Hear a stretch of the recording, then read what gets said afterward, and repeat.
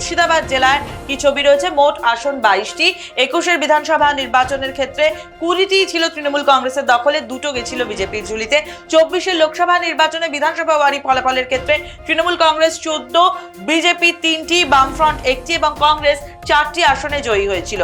2025-এর March মাসে আমরা যে ওপিনিয়ন পোল করি তাতে তৃণমূল কংগ্রেসের 18টি, বিজেপির 1টি, কংগ্রেসের 2টি, হাড্ডাহাড্ডি লড়াই ছিল একটি মাত্র আসনে। এরপর গত মাসে অর্থাৎ 26 সালের জানুয়ারিতে ওপিনিয়ন পোলে তৃণমূল কংগ্রেসের 17টি, বিজেপির 2টি, কংগ্রেসের 1টি এবং হাড্ডাহাড্ডি লড়াই এক্ষেত্রে আবার বেড়ে গেল আরো একটা আসন, অর্থাৎ 2টো আসনের ক্ষেত্রে। এই মাসে এবার যে ওপিনিয়ন পোল করলাম তাতে হাড্ডাহাড্ডি লড়াইয়ের কোনো ছবি নেই।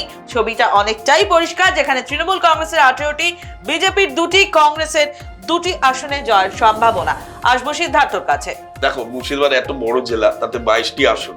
সেই ক্ষেত্রে তোমার দেখা যাচ্ছে যে গত নির্বাচন অর্থাৎ 21-এর নির্বাচনে কিন্তু তৃণমূল কংগ্রেস খুবই ভালো ফল করে, কারণ কংগ্রেসের গড় সেখানটা তৃণমূল কংগ্রেসের ছিল 20 এবং বিজেপিও কিন্তু এখানটা একটা অভূতপূর্ব রেজাল্ট করে, যেটা আশাই করা যায় না। বিজেপি 2টি পেয়েছে। এবার আমরা যখন সমীক্ষাগুলো চালাই তাতে দেখা যাচ্ছে, প্রথম সমীক্ষা যেটা মার্চ মাসে, তাতে দেখা যাচ্ছে যে তৃণমূল কংগ্রেসের কিছুটা আসন কমছে, 18, এবং বিজেপিরও 1টি আসন কমছে, এবং কংগ্রেসের সেই ক্ষেত্রে হচ্ছে তোমার 2টি আসন দেখা যাচ্ছিল। ট্রেনটা সেই দিকেই যাচ্ছিল এবং হাড্ডাহাড্ডি লড়াই 1টিতে। এবার ওপিনিয়ন পোল জানুয়ারির যেটা, সেটাতে দেখা যাচ্ছিল যে তৃণমূল কংগ্রেসের আরেকটি কমলো, 17 হলো, বিজেপি আবার একটি বাড়লো 2টি, এবং কংগ্রেসের আবার একটি কমে হলো 1, এবং হাড্ডাহাড্ডি লড়াইয়ের জায়গা হলো 2।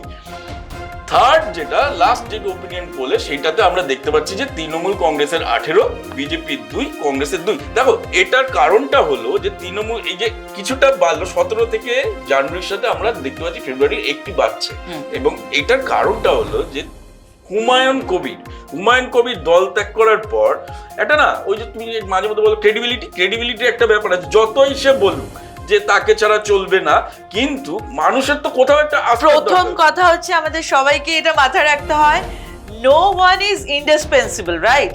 কেউ কারো দলের জন্য খুব অপরিহার্য নয়, আবার কোনো দলও হয়তো কারোর জন্য অপরিহার্য নয়।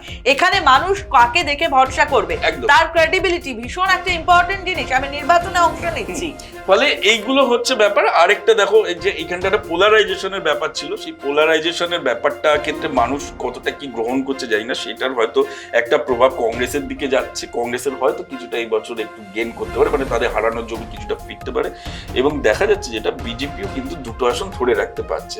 কিন্তু মজার ব্যাপার হলো যে তৃণমূল কংগ্রেসের যেটা হলো যে কতটা বড় এফেক্ট করবে, সেটা কিন্তু মনে হয় না যে হুমায়ুন কবির খুব বেশি এফেক্ট করবে বলে মনে হচ্ছে।